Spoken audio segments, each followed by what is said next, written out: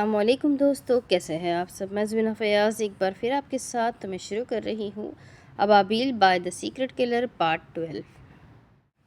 با پنجم ریشم کی ڈور۔ اوریگامی۔ ایک ہوا چلی اور ہم آزاد ہو گئے، ان جگہوں سے دور جہاں ہم ہوا کرتے تھے۔ چکر لگانا، آباد ہونا، پھر بار بار طے کرنا۔ جس جانب کو ہم جایا کرتے تھے اسے جدید بنا دیا گیا۔ اوریگامی ستارے، ایک سورج، ایک چاند، ایک دنیا جہاں ہم باہر اندر دیکھتے تھے۔ آنکھیں نہیں دیکھ سکتی کہ ہم کہاں سے جڑتے ہیں۔ ہمیں مضبوط بننے کے لیے بنایا گیا، لیکن ہوا کی طرح ہلکا، ہواؤں کا سامنا کرنے کے لیے بنایا گیا اور پھر بھی ٹوٹ پھوٹ کا شکار رہے۔ رات کا سامنا کرنے کی طاقت کے ساتھ جب اندھیرا بہت زیادہ رہتا ہے، ہم کبھی بھی تیز ہواؤں کی تبدیلیوں اور تناؤ کو نہیں سمجھ پائیں گے۔ وہ گھومنا اور کھڑکھڑانا، اور قسمت کا اپنا دروازہ کھلتا ہے۔ یہ جاننا کہ کیوں اہمیت نہیں رکھتی، کیا اہمیت رکھتی ہے۔ جب میں اس بخارات کو چھونے کے لیے اپنے ہاتھ تک پہنچتا ہوں، اس کی تعریف کرنا بہت ناممکن ہے۔ فانی الفاظ بیان نہیں ہو سکتے۔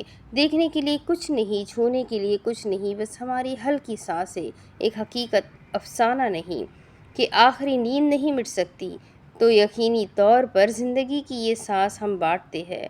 یہ وجہ کافی ہے کہ ہم یہاں ہیں۔ Origami star by carry Richard. وہ پست قامت شخص چہرے پر گہری مسکراہٹ لیے خلیل سعدی کا سنجیدہ اور ناگواریت سے بھرپور چہرہ دیکھ رہا تھا۔ خلیل سعدی نے چند لمحے لیے خود کو واپس اپنے اصلی نان ری ایکٹیو موڈ میں انسٹال کیا جو اس کی دنیا کا خاصہ تھا، اور پھر ہلکا سا مسکرا دیا۔ الہچاتی میں خوش آمدید ڈان ویٹو، اس نے شائستگی سے کہا۔ وہ پست قامت ادھیڑ عمر شخص مسکرا دیا، جیسے اسے خلیل سعدی سے اسی کی امید تھی۔ ٹھیک ہے خلیل سعدی، اب ذرا ہمارے کام کی بات ہو جائے۔ ابابیل سب کے سب چلے گئے تھے، باقی چرند پرند اپنے اپنے کام میں مصروف ہو گئے تھے۔ بہت سے ملازم وہاں کسی نہ کسی جانور کے ساتھ مصروف تھے۔ ان دونوں کی جانب کوئی بھی متوجہ نہیں تھا۔ کہیے، میں سننے کے لیے تیار ہوں۔ تم جانتے ہو میرا کوئی بیٹا نہیں ہے، پست قامت سے پروقار ڈان ویٹو نے کہنا شروع کیا۔ خلیل سعدی چونکا۔ دماغ نے سیکنڈز میں بہت سی مینیپولیشنز کی۔ اس کی مسکراہٹ بے حد گہری ہوئی۔ ڈان ویٹو نے اپنا جانشین بنانے کا سوچ رہا تھا۔ وہ ایک اہم کام کے لیے آیا تھا۔ وہ پہلے کیوں نہ سمجھ سکا؟ یہ بڑھاپا چھچوں کی اکڑ نکال دیتا ہے۔ اس نے محفوظ ہوتے ہوئے سوچا تھا۔ ہاں، وہ تو پوری طرح سے اس کا جانشین بننے کو تیار تھا۔ وہ اسی وقت کا تو صدیوں سے انتظار کر رہا تھا۔ آخرکار وہ لمحہ آ پہنچا تھا، اور وہ خوشی سے چلانا چاہتا تھا اور چاہتا تھا کہ اسے سبززار کے سارے چرند پرند اس کے ساتھ جھومیں، ناچیں، گائیں، کیونکہ وہ بہت خوش تھا۔ یقیناً مجھے اپنی کرسی اور اپنا اقتدار کسی قابل فہم شخص کے ہاتھوں میں سونپنا ہے جو دہشت سے زیادہ دماغ سے فیصلے لے، ڈان ویٹو مزید کہہ رہا تھا۔ وہ چپ چاپ سننے لگا۔ اور تمہیں خلیل سعدی پاشا کی قابلیت پر یقیناً شک نہیں ہے؟ گمبینو لوسیانو، مائی گاڈ فادر۔ وہ اب بے تحاشا پرسکون دکھائی دیتا تھا۔ ظاہر و باطن کی ہلچل تقریباً تھم چکی تھی۔ اندر باہر گہرا سکوت۔ اور اس سلسلے میں مجھے تمہاری مدد کی ضرورت ہے لورنزو بیانچی۔ میں آپ کی کیا مدد کر سکتا ہوں گاڈ فادر؟ کیا مجھے اس اقتدار کے لیے چند باسز کو پرکھنا ہوگا؟ انتہائی تابعداری سے استفسار کیا گیا۔ کیا تم اس اقتدار کو سنبھالنے کے لیے تیار ہو لورنزو بیانچی؟ گاڈ فادر گمبینو لوسیانو سنجیدگی سے خلیل سعدی کو دیکھ رہا تھا، اور خلیل سعدی کی سرشاری کی حد نہیں تھی۔ اقتدار اور طاقت بھلا کسے بری لگ سکتی ہے؟ کون اقتدار اور طاقت کو لات مارنا چاہے گا؟ کم از کم خلیل سعدی تو اتنا بیوقوف نہیں تھا۔ وہ اس اقتدار کو لات نہیں مار سکتا تھا۔ ہاں، وہ یہ اقتدار سنبھالنے کے لیے تیار تھا، مگر گاڈ فادر، ابھی میں خود کو اس قابل نہیں سمجھتا کہ اتنا بڑا عہدہ سنبھال سکوں۔ ہم روسی ڈان ویٹو سے اس سلسلے میں مشاورات کر سکتے ہیں۔ اور وہ جانتا تھا گاڈ فادر گمبینو لوسیانو مر سکتا ہے، روسی ڈان ویٹو سے مشاورات نہیں کر سکتا۔ میں اس کی ضرورت محسوس نہیں کرتا۔ میں اپنے بھائی سے زیادہ تم پر بھروسہ کرتا ہوں لورنزو بیانچی، اور تم حتمی فیصلہ کرنے کے لیے وقت لے سکتے ہو۔ میں تو فیصلہ لے چکا ہوں سینیور گاڈ فادر۔ وہ پرسوچ نگاہوں سے اسے ہی دیکھ رہا تھا، مگر پریشان نظر آتا تھا، جیسے اسے مسئلے کی سنگینی کا خوب احساس ہو رہا تھا۔ بہرحال تمہیں اس سے پہلے ایک قربانی دینی ہوگی، گاڈ فادر گمبینو لوسیانو نے کہا، اور وہ چونکا۔ کیسی قربانی؟ اور جو قربانی مانگی گئی تھی وہ اس کی استطاعت سے بڑھ کر تھی۔ وہ اس قربانی کے لیے تیار نہیں تھا۔ وہ تیار ہو بھی کیسے سکتا تھا؟ اس سے جو مانگا گیا تھا وہ کبھی نہیں دے سکتا تھا، لیکن کیا واقعی وہ اقتدار اور طاقت کو لات مار سکتا تھا؟ خلیل سعدی اب کی حقیقی پریشانی میں مبتلا ہوا تھا۔ کیا مانگی گئی قربانی اس قدر بھاری تھی کہ اقتدار کو لات ماری جا سکتی ہے؟ شاید نہیں۔ آج ماحول میں قدرے مایوسی کا عالم چھایا ہوا تھا۔ اپنی گاڑی گیراج میں کھڑی کرنے کے بعد وہ وہیں اس سے ٹیک لگائے کھڑی تھی۔ نیچے کنٹرول روم سے سیکیورٹی چیف بہرام اوپر آیا اور اس کے سامنے آ کھڑا ہوا۔ سلام بہار خانم، آپ نے بلایا؟ وہ سنجیدگی سے استفسار کر رہا تھا۔ تم سے اس حملے کی تحقیقات کا کہا تھا، کہاں تک پہنچی تمہاری تحقیقات؟ بہرام نے کن پٹی مس لی، جیسے بہار کے اس حملے کو بھول ہی گیا تھا یا اسے بتانا بھول گیا تھا۔ دراصل میری تحقیقات مکمل ہے، لیکن وہ حملہ خلیل سعدی نے کروایا تھا اور سلطان بے نے آپ کو یہ سب بتانے سے منع کیا تھا۔ اوہ، اور وہ کس وجہ سے خلیل سعدی کو بچا رہے ہیں؟ یہ انہوں نے نہیں بتایا، لیکن اتنا ضرور کہا تھا کہ خلیل سعدی نے جان بوجھ کر یہ حملہ نہیں کروایا تھا، شاید اس سے کروایا گیا تھا۔ بابا اس وقت کہاں ہے بہرام؟ وہ بہت سا غصہ ضبط کر کے پوچھ رہی تھی۔ شاید برازیل میں یا پالرمو میں ہے، لیکن سیلین، تمام تم نے جو ثبوت خلیل سعدی کے خلاف اکٹھے کیے ہیں اندر اسٹڈی میں لے آؤ، میں وہ سب دیکھنا چاہتی ہوں۔ لیکن سلطان عمر، بہرام جتنا کہا جائے اتنا کرو۔ ثبوت لانے سے پہلے اگر بابا کو اطلاع کرنا چاہو تو بھی مجھے کوئی مسئلہ نہیں، لیکن اگلے آدھے گھنٹے میں تم اسٹڈی میں موجود ہونے چاہیے۔ وہ مڑ گئی۔ بہار خانم، اس نے بے اختیار آواز لگائی، اس سب میں آپ کی جان کو خطرہ ہے۔ اور سلطان، بہار نے بڑی مشکل سے خود کو کنٹرول کیا۔ Bahram, don't try to be my boss. وہ بہت سا غصہ ضبط کر کے صرف اتنا ہی کہہ سکی تھی، ایسے ہی تو انزائٹی اٹیک نہیں ہوا تھا۔ بہرام مزید کچھ کہے بنا واپس چلا گیا۔ وہ کچھ دیر وہیں کھڑی رہی اور پھر اندر کی جانب بڑھ گئی۔ لاؤنج میں ہی اسے سیلین نظر آ گئی اور وہ سرد آہ بھر کر رہ گئی۔ سیلین اکیلی نہیں تھی، اس کی کئی سہیلیاں بھی گھر پر موجود تھیں۔ سیلین جب بھی استنبول آتی تو اس کے میٹ اپس اسی گھر میں ہوا کرتے تھے، اور ان گیدرنگ میں سب سے زیادہ خوفزدہ بہار ہی ہوا کرتی تھی۔ وہ بڑی زبردستی چہرے پر مسکراہٹ سجائے لاؤنج میں آئی، کھڑے کھڑے سلام کیا اور فریش ہونے کا کہہ کر اوپر آ گئی۔ او خدایا، مجھے صبر دینا، وہ اپنے کمرے کی جانب جاتے ہوئے بڑبڑائی۔ اس کے کہے کے مطابق آدھے گھنٹے بعد بہرام لائبریری میں اس کے سامنے کھڑا ہوا تھا۔ وہ مروتاً اسے بیٹھنے کا کہہ بھی دیتی تو وہ کھڑا ہی رہتا۔ تو کیا ایویڈنس ہے کہ وہ حملہ خلیل سعدی نے کروایا تھا؟ وہ سربراہی کرسی میں براجمان سنجیدگی سے فائل کے صفحات پلٹتے ہوئے پوچھ رہی تھی۔ اس فائل میں بھی خلیل سعدی کی کوئی تصویر موجود نہیں تھی۔ وہ یقیناً اپنی شخصیت کو منظر عام پر نہیں لانا چاہتا تھا، لیکن بہار اسے منظر عام پر ہی دیکھنا چاہے گی اگر وہ اس حملے کے پیچھے تھا۔ یہ طاہر چنگیزی ہے جو بورسا کے پہاڑوں میں رہتا ہے اور اونچے پائے کا کلاشنکوف اسمگلر ہے۔ اس کی خلیل سعدی کے ساتھ اچھے تعلقات ہیں اور وہ اس کے لیے کام بھی کرتا ہے۔ سلطان عمر کے کچھ آدمی پہلے ہی طاہر کے انڈر کام کرتے ہیں۔ ہمیں اس حملے کی معلومات پہلے سے ہی تھی، اس لیے آپ کی سیکیورٹی کو بڑھانا چاہا، لیکن آپ کو اکیلے میدان جنگ میں لڑ کر سرخرو بھی تو ہونا تھا، سو آپ ہمیں ڈاج کر کے اکیلے نکل گئی۔ اپنی ناقابلیت کا ملبہ مجھ پر مت ڈالو۔ اگر تم لوگوں کی سیکیورٹی اسٹریٹجی بہترین ہوتی تو میں کبھی بھی ایسے نہ جا سکتی۔ خیر آگے بتاؤ، وہ سنجیدہ انداز میں کہہ رہی تھی۔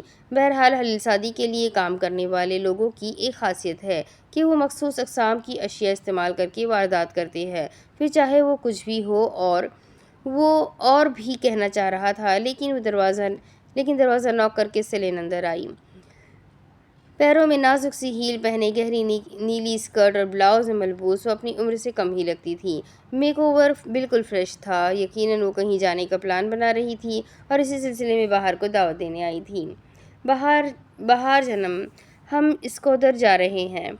آج ہی وہاں ایک سی فوڈ ریسٹورنٹ کی اوپننگ ہوئی ہے، کیا خیال ہے چلے؟ بہرام خاموشی سے سائڈ پر کھڑا ہو گیا اور سیلین کہتے ہوئے بہار کے بالکل سامنے میز کی دوسری جانب کھڑی ہو گئی۔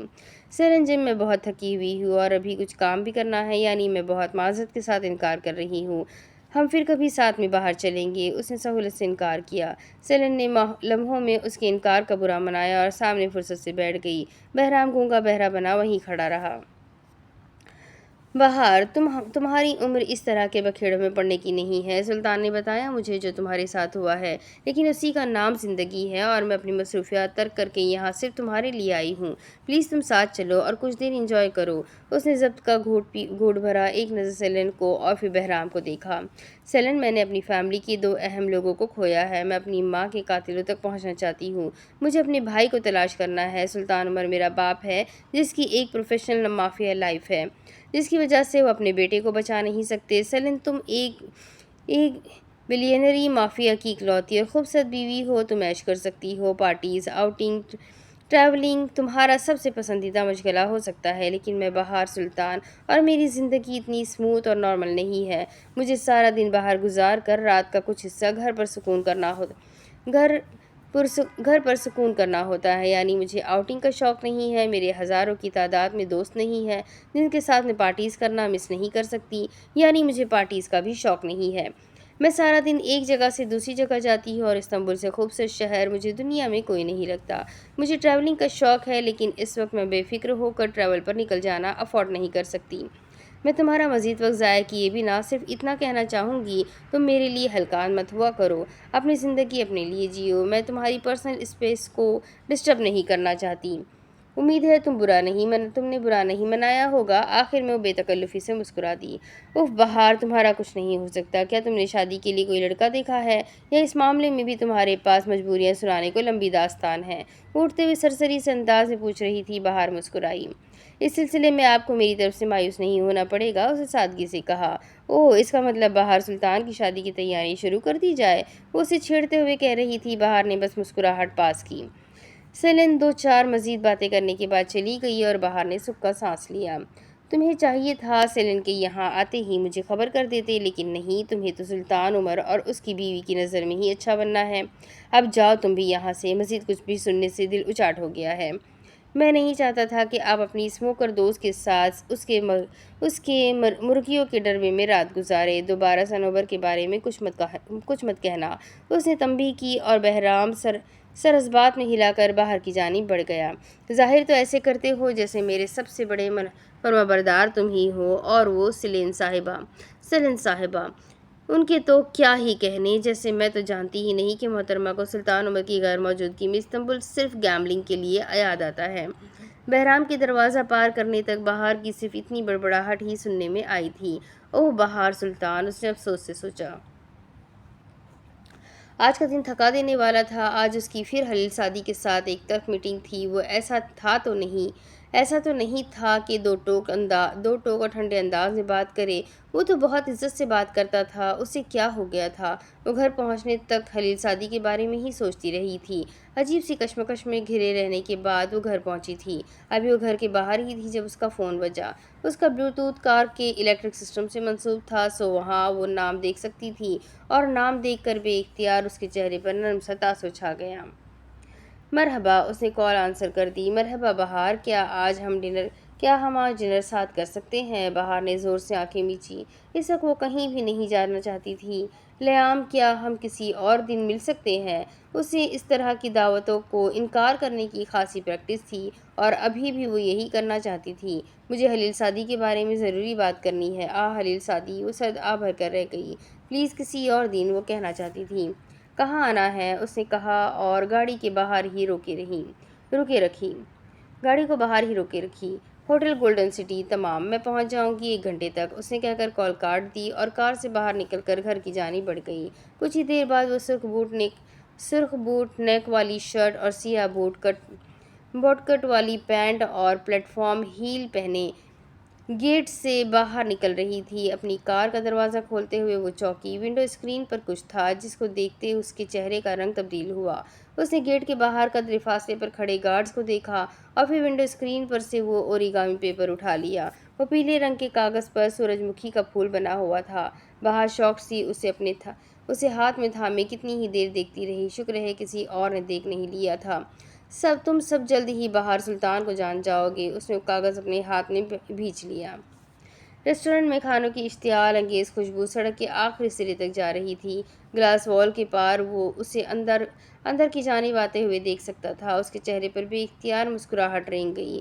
وہ آج بھی ہمیشہ کی طرح پیاری لگ رہی تھی اور اس سے آگے ہمیشہ کی طرح فل سٹاپ تھا۔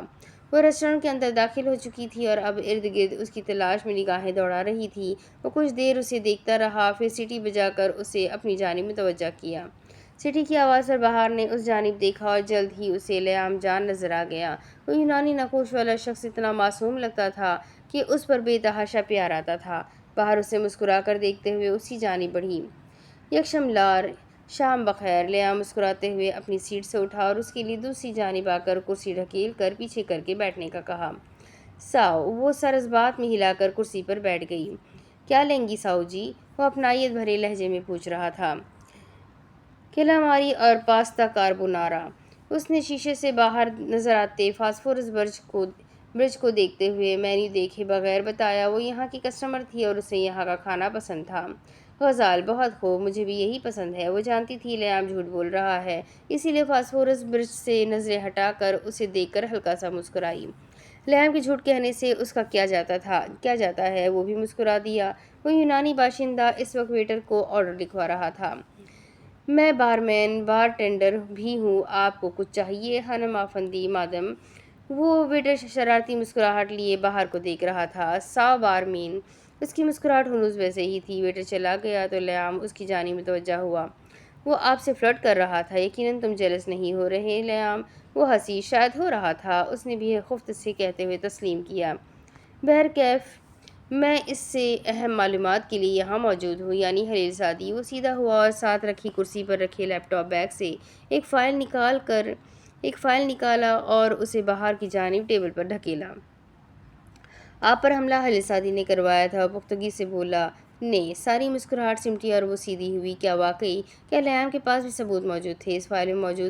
اس فائل میں ثبوت موجود ہے ساؤ جی۔ شاید یہ ثبوت آپ کو ناکافی لگے، لیکن ایک کلو جو میں آپ کو دینا چاہتا ہوں یہ کہ خلیل زادی کو صرف کاروں کی ماڈل سے پکڑا جا سکتا ہے۔ وہ ہر ملک میں الگ کمپنی کی کاریں استعمال کرتا ہے جو جدید اور بہترین ہوتی ہے، اور سب سے ضروری بات کہ اس کے انڈر کام کرنے والے لوگ بھی وہی ماڈل استعمال کرتے ہیں۔ بہرحال خلیل زادی کے لیے کام کرنے والے لوگوں کی ایک خاصیت ہے کہ وہ مخصوص اقسام کی اشیاء استعمال کر کے واردات کرتے ہیں، پھر چاہے وہ کچھ بھی ہو۔ اور اسے یاد تھا چند دن پہلے تک بہرام بھی ایسا ہی کچھ بتا رہا تھا اور سیلن کے آنے کی وجہ سے وہ بات مکمل نہیں کر سکا تھا۔ یعنی یہ کاریں خلیل زادی کے لوگوں کی ہے۔ وہ فائل میں رکھی تصاویر کو غور سے دیکھ رہی تھی۔ ایوت، یہ سب فورڈ ایف سیریز کی کاریں ہیں اور یہ سب پچھلے سال ہی امریکہ سے بلیک مارکیٹ میں لائی گئی تھی، اور بلیک مارکیٹ کا وہ بزنس خلیل زادی کے انڈر تھا۔ یہ سب تمہیں کیسے معلوم؟ کیونکہ گزرے وقتوں میں میں بھی اسی دنیا کا باشندہ تھا۔ دراصل میں آپ کے والد کے لیے کونسلری کا کام کیا کرتا تھا، لیکن بعد میں صرف لیگل معاملات کا ایڈوائزر بن گیا، اور اب میں ایک ڈپلومیٹ بھی ہوں تو سنبھل کر چلنا پڑتا ہے۔ اب میں چاہتا ہوں کہ اپنے ملک کو خلیل زادی جیسے لوگوں سے پاک کروں۔ پہلی بات سن کر جہاں بہار کے چہرے پر تناؤ ظاہر ہوا تھا، اگلی بات پر چہرہ نارمل ہونے لگا تھا۔ تو لیام نے اپنے اندر کی اچھائی کو پہچان لیا تھا۔ اسے سن کر اچھا لگا تھا۔ کونسلری مافیاز کی دنیا میں تیسرے درجے کا رینک ہوتا ہے، جو مافیا فیملی کے درمیان ہونے والے مسائل حل کرتا ہے اور باس اس کو مشورے دیتا ہے۔ یہ مافیا فیملی کے لیے قانونی وکیل کا درجہ بھی رکھتا ہے اور مافیا فیملی کا سب سے قابل اعتماد شخص بھی ہوتا ہے، اور انڈر باس کے بعد یہ وہ واحد شخص ہوتا ہے جسے باس تک رسائی حاصل ہوتی ہے۔ میں تم پر کیوں یقین کروں لیام؟ اب سے تم بھی میری نظر میں مشکوک بن گئے ہو۔ ٹرسٹ می بہار، میں آپ کو دھوکہ نہیں دے سکتا۔ میں آپ کے بابا کے لیے کام کرتا تھا لیکن اب نہیں کرتا۔ ویٹر واپس آیا اور ان کے سامنے کھانا چننے لگا۔ بہار نے فائل بند کر کے اپنے پاس رکھ لی اور گلاس وال کے پار جگمگاتے 15 جولائی کے شہداء پل کو دیکھنے لگی، جو اسے اس وقت اپنی طرح ہی دور اور اکیلا محسوس ہو رہا تھا۔ وہ فاسفورس کو دیکھتی رہی یہاں تک کہ اس کی آنکھیں بھیگنے لگیں۔ کیا ہوا بہار؟ وہ بوکھلا گیا۔ تم جانتے ہو لیام کہ اس دنیا میں سب سے تکلیف دہ کیا ہوتا ہے؟ آنسو خود بخود اندر اتار لیے لیام جان اسے ہی دیکھ رہا تھا۔ کسی ایسے سے دھوکہ کھانا جس کی سچائی کی گواہی آپ کا دل دے چکا ہو۔ وہ کہہ کر اٹھ کھڑی ہوئی، کھانے کا شکریہ ادا کیا جو اس نے کھایا نہیں تھا، और फाइल उठाकर भारी होते दिल से बाहर निकल गई। वो हनूज हक्का बक्का सा उसे देख रहा था। वो परेशान हो गया था, उसे बाहर की फिक्र होने लगी थी। वो ठीक नहीं थी। अपनी गाड़ी में आने तक वो शिकस्त खुर्दा सी थी, लेकिन कार में बैठते ही चेहरे पर मुस्कुराहट दर आई। सॉरी लयाम जान, वो खुद से बड़बड़ाई और चेहरा बेहद सपाट हो गया। लेकिन वो बेइंतहा पुरसुकून सी बैठी उस फाइल को देखने लगी थी। तूफान आने से पहले शोर नहीं किया करता था। बाहर भी उसी उसूल पर कार बंद थी। वो बिल्कुल पुरसुकून थी। 15 नवंबर। आज वो दोनों बाहर के साथ शॉपिंग पर आए हुए थे और इस वक्त वो पालरमो के बेहतरीन शॉपिंग मॉल सेंट्रो कमर्शियल फॉर्म में थे। वो हर रोज़ कहीं ना कहीं घूमने निकल आते थे। बाहर वहाँ मीडिया वर्ल्ड के अंडर टेक्निकल गैजेट्स की दुकान में मौजूद थी। आज वो तीनों खुश थे कि हलील सादी ने कहा था वो 1 घंटे तक उन्हें ज्वाइन करेगा और शॉपिंग पर ना आ सका तो कम से कम डिनर साथ करेगा। और बाहर जानती थी वो नहीं आएगा, लेकिन इस वक्त वो तीनों उसी उम्मीद में खुश थे कि वो आएगा और बेहद खुश थे। बाहर ने एक पेन कैमरा लिया और उसे वहाब को चेक करवाने लगी। हादी इस सारे में बोर हो रहा था। वो जेबों में हाथ डाले टहल रहा था। वो दूसरी लाइन में चला गया ताकि अपने लिए कुछ देख सके। एक जगह पर उसे मिनी कैमरा नजर आया जो किसी नन्हे से मोती की तरह खूबसूरत और छोटे और बेहद छोटे से थे। उसने वो बॉक्स उठाया जिसमें कैमरे तरतीब से लगे हुए थे और उन्हें चेक करने लगा। इस जानिब कोई सेल्समैन नहीं था। बाहर और वहाँ भी बिजी थे और इस लाइन में सिर्फ 2 कैमरा मॉनिटरिंग के लिए लगे हुए थे। हादी के हाथ से वो बॉक्स नीचे गिर गया और वो बेइख्तियार चिल्लाकर पीछे हटा। सेल्समैन उसकी जानिब भागे, तब तक सारे कैमरे उस शीशे के बॉक्स से निकल चुके थे। वो माजरत करता उनके साथ कैमरे उठाने लगा। वहाब भी उसके पास पहुंच गया था, लेकिन उसने कुछ और देखा था और वो हादी से दूर ही रुक गया। उसकी आंखों में एकदम शोले से दिखाई देने लगे थे। हादी ने 2 या 3 कैमरे अपने जॉगर्स के अंदर अड़साए थे, जो इस सारी अफरा तफरी में कोई भी नहीं देख सका था। वहाब उसके सर पर पहुंचा। तुम ठीक हो हादी? उसने जब्त करते हुए पूछा। हाँ मैं ठीक हूँ, ये केस मेरे हाथ से स्लिप हो गया था, वो वजाहत दे रहा था। कोई बात नहीं बेटा, सेल्समैन ने मुस्कुराकर कहा। वो ज़मीन पर झुककर कैमरा ढूंढ रहा था। अभी इस स्टोर में वॉशरूम है? वहाब ने संजीदगी से उस सेल्समैन से पूछा। जवाबन एक दूसरे सेल्समैन ने उसकी वॉशरूम तक रहनुमाई की और वो बाहर को बताकर हादी को साथ लिए उस जानिब चला गया। ये क्या था? हादी ने वो लापरवाही से हबी जेबों में हाथ डाले पूछ रहा था। वहाब गुस्से से झुका और उसके दाएं पैर के जॉगर्स को उतार दिया। वहाँ 3 कैमरे थे। उसने सख्ती से एब्रो भींच कर सर उठाकर हादी को देखा और एब्रो उठाकर फिर से इस्तफसार किया। मुझे चाहिए थे, उसने शान उचकाकर कहा। तुम गुल खानम से कहकर ख़रीद सकते थे, ऐसे भी तो ले लिए हैं। मुझे ज़रूरत नहीं थी कि गुल खानम के पैसे उड़ाता और बेजारी से कह रहा था। ये चोरी है हादी। वट एवर, अब तुम रख लो। वैसे भी अब तो मैं पकड़ा जा चुका हूँ। जाओ जाकर रख दो वापस, अगर खुद नहीं रखने। वो बुरे मूड से बोला। अपना जॉगर वापस पहना और एक नज़र वहाब को देखते हुए बाहर चला गया। उफ हादी, मुझे लगा तुम्हारा क्लेप्टोमेनिया ख़त्म हो गया है। मैं जीत चुका हूँ, लेकिन वो सब वक्ती था। तुम आज भी गैर ज़रूरी चीज़ें चुराते रहते हो। क्लेप्टोमेनिया एक नफ्सियाती आर्जा है जिसके नतीजे में मरीज़ छोटी छोटी चोरियां करने के लिए बेलगाम और अंदरूनी मजबूरी महसूस करता है। आमतौर पर एक क्लेप्टोमेनिया कम कीमत वाली चीज़ों को चोरी कर लेता है, क्योंकि चोरी का मकसद मुनाफा नहीं होता बल्कि तनाव को दूर करने की कोशिश होती है। वो भी उठकर बाहर आ गया। उसे ही कुछ करना था या अब किसी से मदद लेनी थी।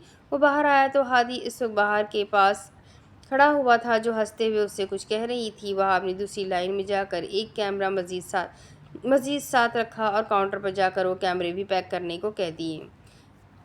तुम इन मिनी कैमरास का क्या करोगे? वहाँ बाहर हैरत से पूछ रही थी। कभी ज़रूरत पड़ सकती है। गुलखाना मुस्कुराया, लेकिन हादी ने खासी गुस्सीली निगाहों से वहाब को देखा था और वहाब ने उससे ज़्यादा सख्ती और नागवारी से हादी को इग्नोर किया था। 16 नवंबर। वो रात बाहर सुल्तान के लिए कई राजों से पर्दा उठा गई थी। कई चेहरे बेनकाब कर चुकी थी। पालरमो में हलील सादी के दूसरे विला में मौजूद थी। जब उसका बाप चलता हुआ उस तक आया था, हलील ने ही कहा था कि वो यहाँ अपने बाप से मिल सकती है और उससे झूठ नहीं कहा था। वो उस पर एक मजीद एहसान कर चुका था। वो उसके बाप को जल्द रिहा करवाने में उसकी बहुत मदद कर चुका था। उसका बाप 22 दिन की बजाय 5 दिन में बाहर था। उसके एहसानों का पलड़ा भारी हो गया था। बाबा अब ठीक है। वो गोलाई में बने लाउंज के सिरे तक जल्दी से पहुंचकर अब उनसे लिपट गई। उसका बाप ठीक था। اس نے اللہ کا شکر ادا کیا۔ سلطان عمر نے بھی اسے پیار کیا اور وہ ان سے جدا ہو کر انہیں دیکھنے لگی۔ تم یہاں سسلی میں کیا کر رہی ہو؟ انہوں نے بغیر لگی لپٹی کے پوچھا۔ یہ محفوظ جگہ نہیں تھی اور وہ یہاں تھی۔ زیادہ غصہ خلیل سعدی پر ہی تھا۔ وہ کیسے ان کی بیٹی کو یہاں آنے دے سکتا ہے؟ وہ بچے خلیل سے ملنا چاہتے تھے، اسی لیے میں انہیں یہاں لے آئی۔ اس نے جلدی سے یہ بہانہ گڑھا۔ بچے ملنا چاہتے تھے یا تم؟ یعنی؟ اس نے ناسمجھی سے پوچھا۔ کیا تم واقعی لیام جان سے شادی کرنا چاہتی ہو، یا مجھے یہ پوچھنا چاہیے کہ کیا تم واقعی خلیل سعدی سے محبت کرنے لگی ہو؟ ایوت، میں واقعی لیام جان سے شادی کرنا چاہتی ہوں، وہ جلدی سے بولی۔ دوسرے سوال کا جواب وہ خود کو بھی نہیں دینا چاہتی تھی۔ انا آڑے آ جاتی تھی۔ وہ اچھا انسان نہیں ہے۔ خلیل سعدی کون سا اچھا انسان ہے بابا؟ آپ کون سے اچھے ہیں؟ میں نے کبھی آپ دونوں کو کچھ کہا نہیں۔ آپ نے میری شادی خلیل سے کروا دی۔ میں مان گئی کہ صرف 2 سالوں کی ہی تو بات ہے۔ خیر ہے بہار، اپنے باپ کی محبت میں کر لو۔ لیکن اب آپ کہہ رہے ہیں ساری زندگی اس مافیا کے ساتھ گزاروں؟ کیا بہار کوئی کھلونا ہے بابا؟ ہمارا کام الگ ہے اور ہم مسلمان ہیں، وہ پرسکون سے انداز میں کہہ رہے تھے۔ کم از کم بہار انہیں ایموشنل نہیں کر سکتی تھی۔ سیریسلی بابا، آپ کو بہت جلدی یاد نہیں آ گیا؟ وہ استہزائی انداز میں کہہ رہی تھی۔ آپ مسلمان ہیں یا نہیں مجھے کیوں بتا رہے ہیں؟ اب میں اپنی زندگی اپنی مرضی سے جینا چاہتی ہوں۔ فار گاڈ سیک، اب کی مرتبہ کوئی ایموشنل بلیک میلنگ مت کرے، میں مزید برداشت نہیں کر سکتی۔ ایک غیر مسلم سے شادی کر کے تم اپنی زندگی جینا چاہتی ہو؟ وہ مسلمان ہو جائے گا۔ وہ تمہارے بجائے اگر اللہ کے لیے ہوتا تو میں اس بارے میں سوچ سکتا تھا۔ اسے اپنے باپ کے منہ سے اللہ کا نام سن کر نہ جانے کیوں عجیب لگ رہا تھا۔ وہ انسان اسے سمجھا رہا تھا جس نے ساری زندگی خود ایک بھی اسلامی احکام کی پابندی نہیں کی تھی۔ میں وسیلہ بھی تو ہو سکتی ہوں۔ اپنے موقف پر ڈٹی رہی۔ اسے نہیں پتا تھا کیوں، لیکن وہ لیام جان سے بھی شادی نہیں کرنا چاہتی تھی۔ بس اپنے باپ اور شوہر کی ہر فیصلے میں مخالفت اسے مزہ دیتی تھی۔ اسے ان لوگوں کی مافیا زندگی سے کہیں دور جانا تھا۔ اور اگر اس نے اپنا مذہب تبدیل کرنے سے انکار کر دیا تو کیا بابا، میں کسی مسلمان سے شادی کر لوں گی؟ وہ پھر بھی ڈٹی رہی۔ خلیل سعدی بھی تو مسلمان ہے۔ اسے اپنے باپ کی ڈیفنس پر ہنسی آ گئی۔ آپ کے جیسا ہے وہ بھی بابا، اس لیے مجھے پسند نہیں ہے۔ ویسے اب کی مرتبہ اس کے ساتھ کس بارے میں ڈیل ہوئی ہے، کیا آپ بتانا چاہیں گے؟ وہ اپنے سخت تاثرات اپنے باپ کے سامنے پیش کرنا چاہتی تھی کہ اسے خلیل سعدی سے اتنی جلدی الگ ہونا ہے جتنی جلدی ممکن ہو سکے۔ بہار، وہ اتنا برا نہیں ہے، بس اس کی سابقہ بیوی، اس کی بیوی، ہاں لیزا، جس نے آپ کے ساتھ مل کر اسے دھوکہ دیا تھا اور شاید اسے مروایا بھی آپ نے ہی تھا، اور اب مجھے لگتا ہے اس کا خمیازہ بھگتنے کو آپ نے اپنی بیٹی مزید چند سالوں کے لیے اسے پیش کر دی۔ میں یہ پہلے کیوں نہ سوچ سکی؟ وہ حیرت سے گویا خود سے کہہ رہی تھی کیا بکواس کر رہی ہو بہار؟ وہ سیکھوا ہوئے بہار وہ سب کیسے جانتی تھی؟ قانون پڑھا ہوا ہے بابا، ایسی چٹپٹی کہانیوں پر گہری نظر رکھی ہوتی ہے، اور اس کہانی نے پرسنلی مجھے بھی ہرٹ کیا ہے تو کیسے نہ جانتی؟ وہ سنجیدگی سے کہہ رہی تھی۔ سلطان عمر نے کوئی جواب نہیں دیا۔ کیا ہوا، کوئی وضاحت نہیں دیں گے اپنے اس عمل کی؟ وہ پھر سے پوچھ رہی تھی۔ خلیل کا پیغام آیا تھا کہ تمہارے ساتھ اپنی شادی چلانا چاہتا ہے اور اسی بات پر تم دونوں راضی ہو۔ جو بھی فیصلہ کرو مجھے اس بارے میں اطلاع کر دینا۔ اسے بند گلی میں چھوڑ کر وہ اسے کہہ رہے تھے جہاں مرضی جاؤ۔ خلیل سعدی جھوٹ کہتا ہے، دوسری صورت میں تم لیام سے بھی پوچھ لو، اگر تو وہ مذہب تبدیل کر سکتا ہے تو کرے، ورنہ خلیل کے ساتھ نہیں بھی رہنا تو کسی دوسرے مسلمان سے تمہاری شادی کروا دوں گا۔ آپ کو میری شادی کی ٹینشن لینے کی ضرورت نہیں ہے، یہ دنیا بہت بڑی ہے اور مجھے کوئی بھی مل جائے گا۔ آپ ایسا کریں، مجھے لیام جان کا ایڈریس سینڈ کر دے، میں اس سے مل لوں گی۔ اس نے کسی بھی بات پر مزید تبصرہ کرنے کی ضرورت محسوس نہیں کی تھی۔ وہ باہر گاڑی میں ہے، میں اسے بلواتا ہوں۔ واہ، تو اب وہ بھی آپ کے ساتھ کام کرتا ہے، انٹرسٹنگ۔ بہار خانم کی قسمت ہی خراب ہے۔ سلطان عمر نے چند لمحے اپنی بیٹی کو دیکھا اور فون نکال کر اندر اسے بلایا۔ جب وہ اندر آیا تو سلطان عمر وہاں سے چلے گئے تھے۔ بہار نے دور تک انہیں جاتے دیکھا تھا، کاش وہ ایک مرتبہ پلٹ کر اس کی دلجوئی کر جاتے۔ پھر سر جھٹک کر اس نے لیام کو بیٹھنے کا اشارہ کیا اور خود اس کے سامنے صوفے پر بیٹھ گئی۔ اسے گھما پھرا کر اور تمہید باندھ کر باتیں کرنا نہیں آتا تھا، اسی لیے سلام کے بعد وہ کام کی بات پر آئی۔ تم جانتے ہو کہ میں نے اپنے باپ سے تم سے شادی کا اظہار کیا تھا اور تم راضی تھے، لیکن اب تم کسی اور کی بیوی ہو۔ اس کسی اور کو میں ڈیل کر لوں گی، تم بتاؤ مجھ سے شادی کرو گے؟ آف کورس میں تم سے شادی کروں گا۔ لیام جان کی خوشی سے بانجیں کھل گئی۔ بہار کو ایسا ہی لگا۔ لیکن ایک سوال ہے کہ تم میرے لیے کیا کر سکتے ہو؟ جو تم چاہو۔ جواب فوراً آیا۔ بہار کا دل خوشی سے دھڑکا۔ وہ اس کے لیے سب کچھ کر سکتا تھا۔ وہ حلیل سعدی اور اپنے باپ کے سامنے شرمندہ نہیں ہوگی۔ وہ ہاری نہیں تھی۔ اس احساس نے اسے خوشی دی تھی۔ انسان دوستوں کو چھوڑ کر شریف انسان بن سکتے ہو؟ بہار نے پہلا سوال کیا۔ لیام جان نے تھوک نگلا۔ میں ایک شریف آدمی ہی ہوں بہار۔ میں مافیا کے ساتھ کام نہیں کرتا، بس ایک لیگل ایڈوائزر ہوں۔ اور وہ کس کا؟ ترکیہ اور اٹلی کے ممتاز بزنس مین کا۔ یعنی تم مافیا کو نہیں چھوڑ سکتے؟ گڈ۔ اپنا مذہب تبدیل کر سکتے ہو؟ لیام نے حیرت سے اسے دیکھا۔ نے وہ اچنبھے سے پوچھ رہا تھا۔ وہ یہودی مذہب سے تعلق رکھتا تھا اور یہودیوں کے لیے بھی اپنا مذہب اتنا ہی معتبر ہوتا ہے جتنا مسلمانوں کے لیے اسلام۔ وہ کسی صورت اپنا مذہب نہیں چھوڑتے، لیکن جسے اللہ ہدایت دے۔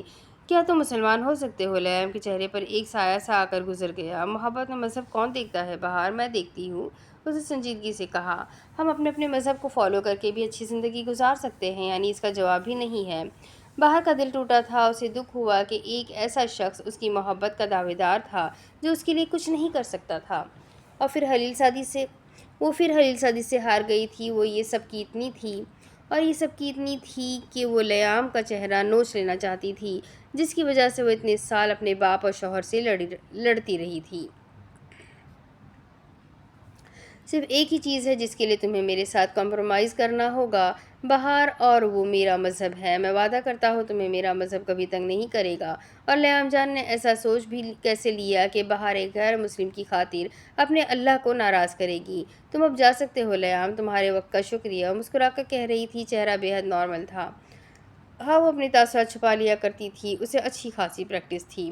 بہار تم ٹھیک ہو؟ مجھے سبق دینے کا شکریہ لیام جان۔ تم نے مجھے سکھایا کہ کسی عورت کو کبھی بھی کسی مرد کی میٹھی گفتگو سے انسپائر نہیں ہونا چاہیے۔ یہ تباہی کی جانب ایک عورت کا پہلا قدم ہوتا ہے، اور میں وہ عورت ہوں جو اس تباہی کے آخری سرے پر کھڑی ہے۔ اب تم جا سکتے ہو۔ مجھے تم سے شادی نہیں کرنی۔ شکریہ۔ وہ اس کی بات سمجھ گیا تھا۔ وہ اسے غلطی کرنے سے روکنا چاہتا تھا، لیکن اس نے زیادہ اصرار نہیں کیا۔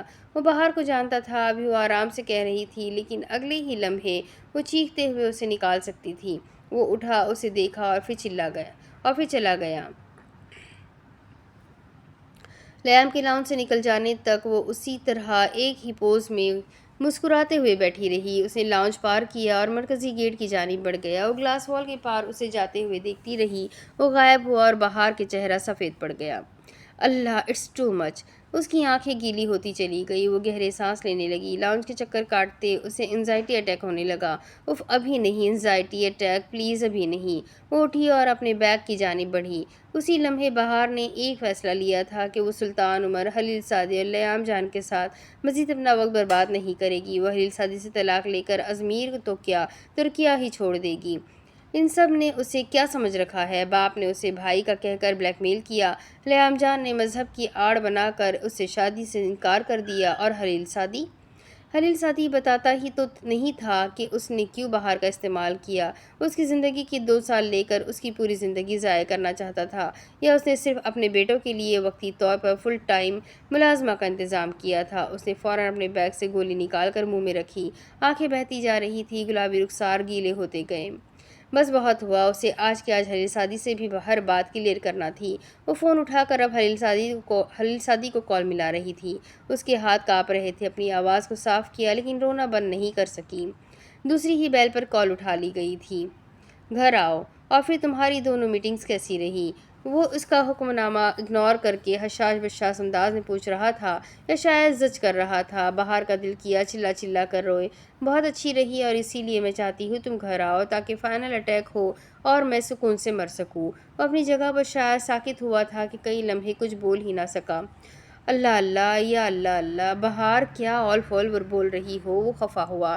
میں انتظار کر رہی ہوں۔ واقعی چلا چلا کر رو دینے کے قریب تھی۔ وہ سمجھ کیوں نہیں رہا تھا اتنا احساس سے عاری تو نہیں تھا کہ اس کے بلانے پر بھی نہ آئے۔ میں بزی ہوں، اب کے پرسکون انداز میں کہا گیا۔ تمام، میں ازمیر واپس جا رہی ہوں، اور اب کہاں جاؤں گی؟ تم تو کیا، تمہارا باپ بھی مجھے نہیں ڈھونڈ سکے گا۔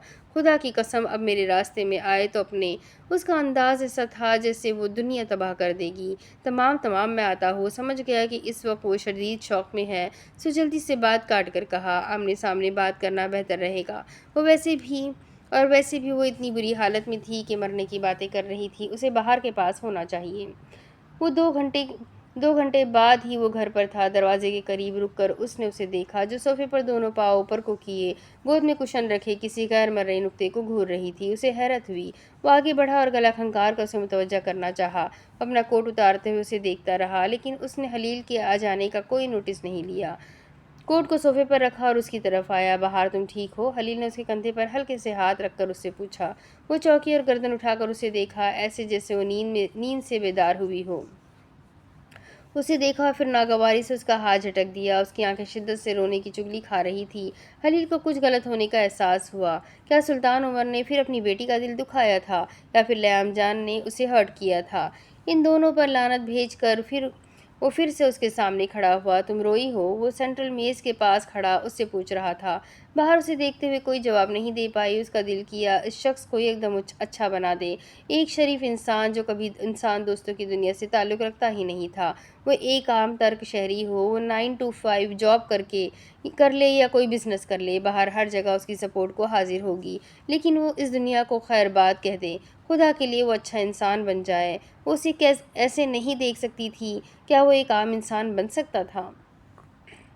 بہار، خلیل نے اس کی نظروں کے سامنے ہاتھ ہلایا۔ تم نے کس معاہدے پر سائن کروانے تھے؟ وہ سنجیدگی سے گردن اٹھائے پوچھ رہی تھی۔ اس کے باپ کی رہائی سے بھی ایک معاہدہ جڑا ہوا تھا، اور وہ اسی معاہدے کا پوچھ رہی تھی۔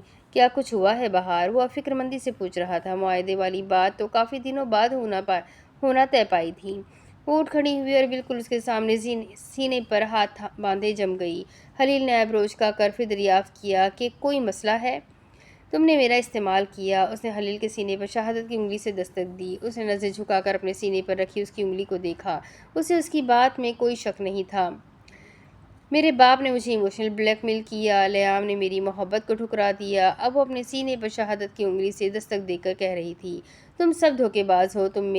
تم میرا باپ، لیام جان اور تمہارے بچے سب کے سب جھوٹے مکار اور دھوکے باز ہو۔ تم سب بہار کے خلوص کے قابل نہیں تھے۔ میں بلیم گیم نہیں کھیل سکتی، لیکن تم لوگوں نے مجھے کہیں کا نہیں چھوڑا۔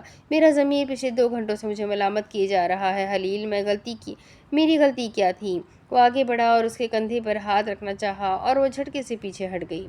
نہیں، بالکل نہیں۔ اب مت کہنا کہ تم میرے ساتھ ہو یا مجھ سے کوئی ہمدردی رکھتے ہو۔ مجھے کسی کا ساتھ نہیں چاہیے۔ وہ خاموشی سے اسے دیکھتا رہا۔ اسے کہاں سے واپس جوڑے فی الوقت کوئی سرا نظر نہیں آتا تھا۔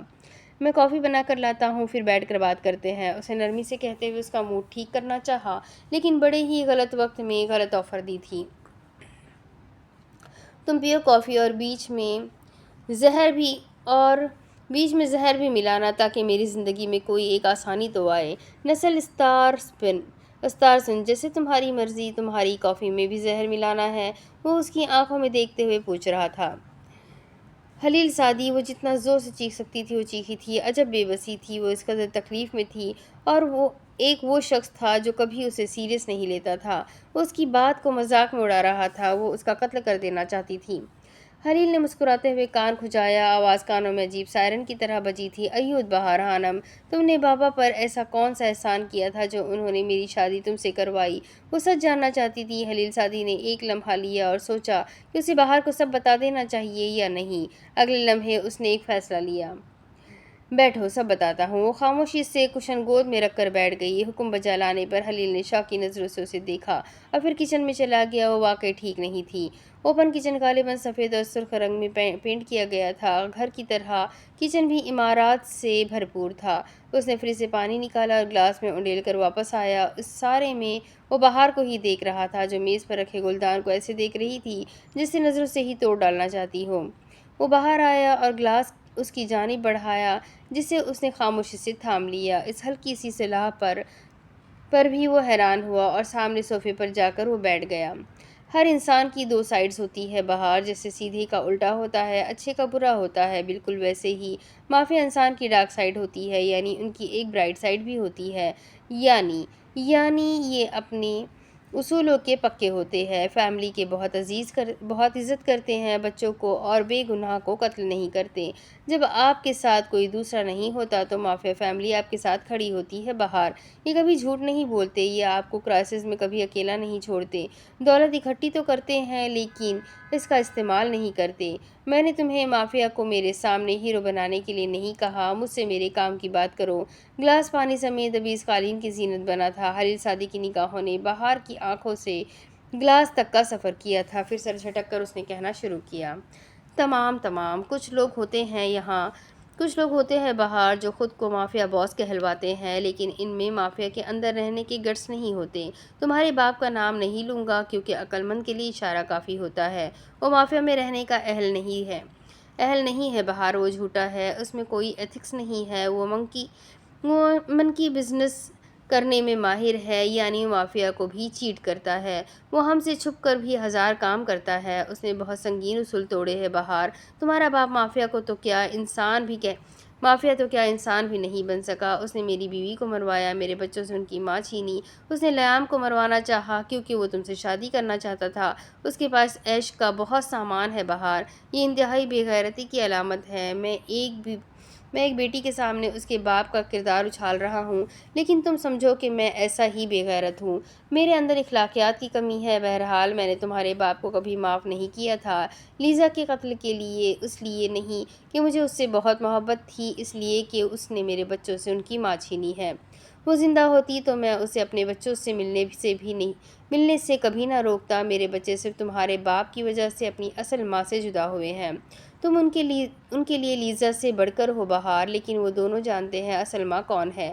بہرحال یہ میرا مسئلہ ہے، اور جن احسانوں کی سلطان عمر بات کر رہا ہے تو ان میں سے ایک یہ کہ میں نے اس کو امریکی مافیا سے بچایا تھا، کیونکہ لیزا کا پورا خاندان اسے قتل کرنے کی در پر تھا، کیونکہ وہ بھی ایک مافیا خاندان کا حصہ تھی، وہ سلطان عمر کو کسی قیمت پر بخشنے پر تیار نہ تھے۔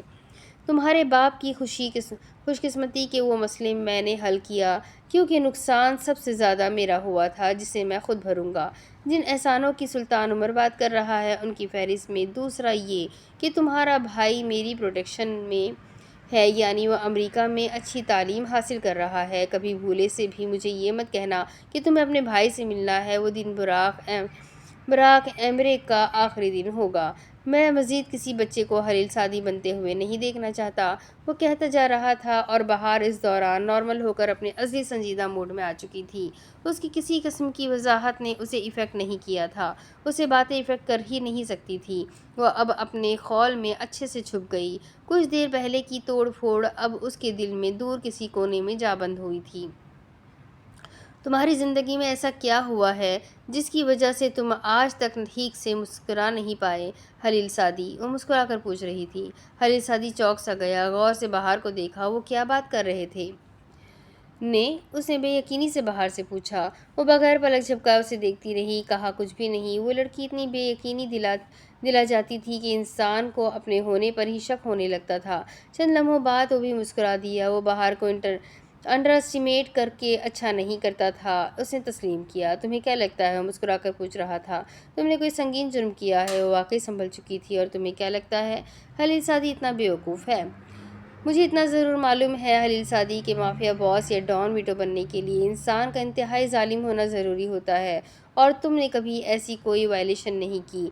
تمہیں اپنی دھوکے باز مری ہوئی بیوی کی اس قدر فکر ہے کہ تم میرے باپ کو معاف نہیں کر سکتے۔ تم اپنے بچوں کے لیے حد درجے پوزیسو ہو، اور تم کسی کو جان بوجھ کر تکلیف نہیں دیتے۔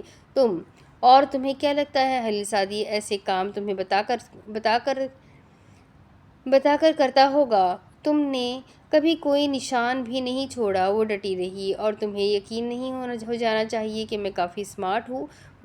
پیچھے وہ بھی نہیں ہٹا۔ تم مافیا نہیں ہو سکتے، تم کچھ اور ہو خلیل سعدی۔ یہ شک کا پہلا بیج تھا جس کا بہار نے باقاعدہ اعلان کیا تھا۔ خلیل سعدی نے اسے ہنس کر ٹالا تھا، جیسے کہ دو بچوں کا باپ۔ وہ رکا اور اسے غور سے دیکھا۔ اور ایک بیوی کا شوہر، وہ لفظوں کے جال نہیں بن سکتا تھا۔ نہیں تم کوئی ایجنٹ ٹائپ ہو، کب آتے ہو کب جاتے ہو معلوم ہی نہیں پڑتا۔ وہ الفاظ کی ہیرا پھیری کا ہنر رکھتی تھی۔ ایک سرکاری ایجنٹ بننے کا مجھے کیا فائدہ ہے بہار؟ چلو ایک لمحے کے لیے مان لیا کہ میں ایک سرکاری ایجنٹ ہوں، پھر یہ شان و شوکت والی زندگی تو میں صرف خوابوں میں ہی سوچ سکتا تھا۔ اگر میں وہ ہوتا جو تم کہہ رہی ہو تو میرے بچے کسی سرکاری کرائے کے کوارٹر میں ہی پل رہے ہوتے۔ اسی لیے میں نے تمہیں بتایا ہے، مافیا فیملی آپ کو بہت فائدہ دیتی ہے۔ دو چار قتل کے بدلے اتنی عیش تو بنتی ہے نا؟ وہ لاپرواہی سے کہہ رہا تھا۔ باہر اسے دیکھ کر رہ گئی، کوئی طلسم سا ٹوٹا۔ اسے کوئی خوف خدا کیوں نہیں تھا؟ وہ کیوں نہیں سمجھتا تھا کہ قتل ایک بہت بڑا گناہ ہے؟ اس کی معافی مشکل سے ملتی ہے، وہ اتنی مشکل باتیں اتنی آسانی سے کیسے کر لیا کرتا تھا؟ اس نے خود کو ریلیکس کیا۔ تم نے مجھ سے شادی کیوں کی تھی، سچ بتاؤ؟ وہ اس کی آنکھوں میں دیکھ کر مسکرا دیا۔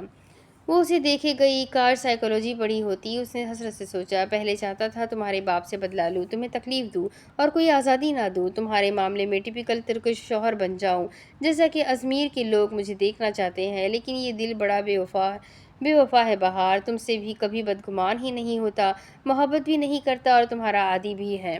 تم نے میرے گھر آنے کے بعد جس شفقت سے میرے بچوں کو چوما تھا، مجھے احساس ہوا تھا کہ تمہارے ساتھ کچھ غلط کروں گا تو ساری زندگی ضمیر کی قید میں رہوں گا۔ تم وفادار رہی تو ٹھیک، ورنہ عورت ذات پر میں ویسے ہی اعتبار نہیں کرتا۔ پہلے ماں نے چھوڑ دیا اور پھر لیزا نے۔ وہ کہہ نہیں سکا کہ اسے بہار کے چھوڑ جانے سے ڈر لگتا ہے، اور وہ بھی پوچھ نہیں سکی کہ وہ سب جو کہہ رہا ہے وہ کیا کیوں نہیں۔ میں نے سلطان عمر سے تمہارے ذریعے بدلہ لینے کا پلان بھی کینسل کیا جب مجھے احساس ہوا اسے تمہاری تکلیفوں سے فرق نہیں پڑتا۔ یہ تمہاری بدقسمتی ہے کہ تم سلطان عمر کی بیٹی ہو، لیکن اچھی عورت ہو۔ مجھے بہت تجربہ تو نہیں، لیکن میری ماں کہتی تھی جو عورت اپنے شوہر کے پیچھے اس کے گھر کی حفاظت کرتی ہو بہترین ہوتی ہے۔ تم دنیا کی بہترین عورتوں میں سے ہو بہار، اور میں تمہیں طلاق نہیں دینا چاہتا۔ اگر تم کیس کو کورٹ میں گھسیٹنا چاہتی ہو تو بھی سوچ لو، بار بار سوچ لو، اس سے ہم دونوں کو بہت بھاری نقصان ہوگا۔ وہ کہہ رہا تھا اور وہ مبہوت سی اسے سن رہی تھی۔ آخری بات نے ساری گفتگو کا مزہ کرکرا کر دیا۔ بس ذوق انسان، مجھے افسوس نہیں ہوا حلیل سعدی، اور شوق تو بالکل بھی نہیں۔ تم مافیا کے لوگ ہوتے ہی گھٹیا اور بے غیرت ہو۔ مت دو مجھے طلاق، مجھے چاہیے بھی نہیں۔ زندگی میں ایک تجربہ کافی ہوتا ہے سیکھنے کے لیے، اور میں نے سیکھ لیا۔ صحیح کہا تم نے، اور اچھا ہی کرتے ہو جو عورت ذات پہ بھروسہ نہیں کرتے۔ اس سے تمہارا دل ٹوٹنے سے بچ جاتا ہے۔ میں ہی بیوقوف اور جاہل تھی جو تم مردوں پر اعتبار کر رہی تھی، تف ہے مجھ پر۔ اپنی کرنے پر آتے تو وہ دونوں دنیا کے سب سے بڑے ریسسٹ بن جاتے، ایک میسکولینسٹ اور دوسرا فیمنسٹ بن جاتا تھا۔ ایک مشرق اور دوسرا مغرب ہوتا، ایک پانی اور دوسرا آگ ہوتا۔ اب تم اور سلطان عمر دیکھو کہ ساؤجی بہار کون ہے۔ اب ترکیہ کے لوگ تم دونوں کی اصلیت جانیں گے، اور یہ بہار سلطان کا وعدہ ہے۔ سیریسلی؟ وہ محفوظ ہوا۔ میں تو ڈر گیا، اس کے بعد کیا کرو گی؟ وہ ہنستے ہوئے پھر سے اسے آگ لگا گیا جس کا دھواں دور تک اٹھا تھا۔ حلیل سعدی، تم کتے کی موت مرو گے، وہ کہتے ہوئے اٹھ کھڑی ہوئی۔ وہ ہنستا جا رہا تھا۔ غلط کتے سے بھی بری موت، کتے سے بھی بری۔ اسے اپنا انجام معلوم تھا، سو درستگی کرنا بہتر سمجھا۔ تف ہے تم پر بہار۔ اس کے دل میں اگر حلیل سعدی کے لیے کوئی ہمدردی کا جذبہ تھا بھی تو آج وہ ختم ہو چکا تھا، کوئی محبت تھی بھی تو وہ اس پر لعنت بھیج دینا چاہتی تھی۔ انشاءاللہ، وہ عزم سے بولی اور اپنا بیگ صوفے سے اٹھا لیا۔ وہ سنجیدہ ہوا، کچھ دیر اسے دیکھتا رہا۔ وہ جا رہی تھی، وہ اسے روکنا چاہتا تھا، شاید ساری زندگی کے لیے۔ کیا ہم ساتھ نہیں رہ سکتے؟ جو کہو گی وہ کروں گا۔ اس نے اس لمحے اپنے الفاظوں کو بنا سوچے سمجھے استعمال کیا، اور کیا خوب کیا تھا۔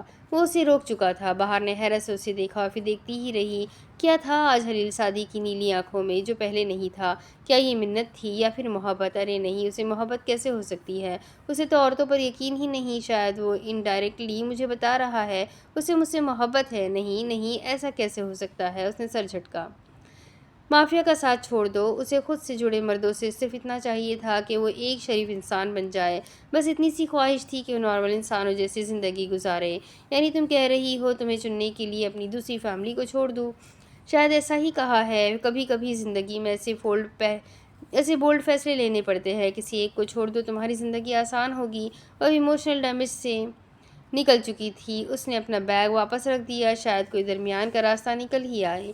زندگی تو کسی کی بھی آسان نہیں ہوتی، ہر کوئی اپنے حصے کی جنگ لڑ رہا ہے، میں بھی اور تم بھی، کیا ہم دونوں کچھ قربانی نہیں دے سکتے؟ یعنی وہ سنجیدگی سے پوچھ رہی تھی۔ تم رک جاؤ، میں بھی اپنی مصروفیات کم کر دوں گا۔ باہر خوشگوار حیرت سے نہیں نکلی تھی۔ اور مافیا؟ وہ اسی انداز میں پوچھ رہی تھی۔ کوشش کروں گا، امید ہے جلد سب وائنڈ اپ کروں۔ تم وعدہ کر رہے ہو؟ نہیں، میں کوشش کروں گا، وہ اسی انداز میں بولا۔ باہر نے گہرا سانس لیا۔ تمام حلیلوے، میں بھی اس بارے میں سوچوں گی۔ تشکر ادرم بہار جہانم، وہ مسکراتے ہوئے کھڑا ہوا۔ آ جاؤ کھانا کھائے۔ صوفے پر سے اپنا بیگ اٹھاتی بہار نے حیرت سے پلٹ کر اسے دیکھا۔ کیا کہا؟ اس نے بے یقینی سے پوچھا۔ کھانا کھا کر جاؤ، اس نے بھی شان بے نیازی سے کہا اور کچن میں چلا گیا۔ کیا یہ یہاں پارٹ ٹائم شیف ہے؟ وہ بڑبڑاتے ہوئے اس کے پیچھے کچن میں آئی۔ چھوٹا سا نفیس کچن جدید ٹیکنالوجی سے لیس تھا۔ مجھے لگتا تھا تم میں اخلاقیات کا شدید فقدان ہے، لیکن پہلے پانی دے کر کافی کا پوچھ کر بنائے بغیر کھانے کا پوچھ کر تم نے مجھ پر اچھا تاثر چھوڑا ہے۔ اچھی کوشش کی ہے حلیلوے، وہ ابھی بھی کچن کا تنقیدی جائزہ لیتے ہوئے کہہ رہی تھی۔ ازمیر والے گھر کے کچن کا انٹیریئر بھی ایسا بنا لیتے ہیں؟ اس نے سوچا، پھر وہ رکی۔ کیا وہ اس کے ساتھ رہنے کے لیے تیار ہے؟ خیر ہے، بعد میں دیکھا جائے گا۔ وہ اوون میں ایک باؤل رکھ کر اسے آن کر کے اس کی جانب پلٹا۔ مجھے بھی لگتا تھا کہ تم باقی لڑکیوں جیسی ہو، لیکن تم تو خالص ترک نکلی بہار۔ تم سلطان عمر کی بیٹی ہو، لیکن تمہارا دل صاف کیوں ہے؟ نہ جانے کیوں تم سے کبھی بدلہ لینے کا دل ہی نہیں کیا، جیسے ہم انسان دوستوں کی دنیا میں ہوتا ہے کہ اگر کسی نے تمہارا نقصان کیا ہے تو اس کی فیملی سے کسی کا نقصان کر دو، یعنی اس کے پیاروں میں سے کسی ایک پیارے کی موت۔ تم مجھے تب بھی بری نہیں لگی جب مجھے معلوم ہوا تھا کہ لیزا کو سلطان عمر نے مروایا ہے اور اس کی اپنی بیٹی بھی ہے۔ بدلہ لینے کا دل بھی کیا، لیکن اس سے آگے کچھ کر ہی نہیں سکا۔ جب تمہیں جانا، خود پر تمہارا دبئی والا تاثر قائم رہنے دیا۔ تمہارا باپ لیزا کے ساتھ انوالو تھا اور تمہاری ماں۔ تمام میں سمجھ گئی کہ تم انتہائی اللیگل انسان ہو، کسی کی پرائیویسی میں گھستے ہوئے شرم بھی نہیں آتی تمہیں۔ وہ آئلینڈ کی کرسی کھینچ کر اس پر بیٹھ گئی اور وہ اس کے سامنے ہی کاؤنٹر ٹاپ کی دوسری جانب کھڑا پلیٹوں میں پاستا نکال رہا تھا، کنکھیوں سے اس کی جانب متوجہ تھا۔ باہر بے چینی سے اپنی گردن پر ہاتھ پھیرنے لگی۔ وہ جن تھا، جن، اسے ہر بات معلوم ہوتی ہے، بس وہ اپنی ماں کے بارے میں بات نہیں کرنا چاہتی تھی۔ میں تمہیں غیر آرامدہ نہیں کرنا چاہ رہا، بس میں چاہتا ہوں کہ تم میرے ساتھ رہو۔ پاستا کی پلیٹ اس کے سامنے رکھتے ہوئے وہ کہہ رہا تھا۔ باہر نے پاستا کی جانب دیکھا تک نہیں۔ تم میرے بارے میں سب جانتے ہو حلیل، اور یہ چیز مجھے زندگی میں ہمیشہ انکمفرٹیبل کیے رکھے گی۔ جب تک میں تمہارے بارے میں سب کچھ نہیں جان لیتی، تب تک میں کوئی فیصلہ نہیں لے سکتی۔ میرا باپ بھی مافیا تھا اور تمہارا باپ بھی مافیا ہے۔ وہ گھوم کر اس کے ساتھ رکھی کرسی کھینچ کر بیٹھ گیا اور گلاس میں پانی ڈال کر اس کی جانب بڑھایا۔ پھر پاستا کا چمچ بھر کر منہ میں ڈالا اور اسے چبانے تک خاموش رہا۔ بچپن سے دماغ میں یہی ڈالا گیا تھا کہ مافیا بہت طاقتور ہوتے ہیں، اس دنیا کو فتح کرنا ہے تو مافیا بنو۔ میں اسی ٹھاٹھ کے ساتھ اوپر پروان چڑھا تھا۔ میں بڑا ہوتا گیا اور ایک دن مافیا بن گیا۔ اس دنیا میں سب کچھ گرے ہے، کوئی اندر باہر سے ایک سا نہیں ہے بہار۔ جب مجھے مافیا کے اندر کی حقیقتیں پتہ چلی تو احساس ہوا کہ یہ سب میرے لیے نہیں تھا، لیکن میں اپنے ہاتھ اس گناہ سے گندے کر چکا تھا۔ ایک خواہش جو شدت سے مجھے محسوس ہوتی ہے وہ یہ کہ کاش میں پیدا ہی نہ ہوا ہوتا۔ وہ خاموش ہوا اور پھر پاستا کھانے لگا۔ وہ اسے ہی دیکھ رہی تھی، ان کی پلیٹ انچھوئی رکھی ہوئی تھی، وہ اس کے مزید بولنے کی منتظر تھی۔ میں انسان دوستوں کو نہیں چھوڑ سکتا بہار، یہ میری رگوں میں بستے ہیں، لیکن میں وہ کر رہا ہوں جو کر سکتا ہوں۔ تم دنیا میں کئی لوگوں کی نظر میں ویلن ہو اور چاہتے ہو میں تمہیں ہیرو سمجھوں، کتنا بڑا تصاد ہے۔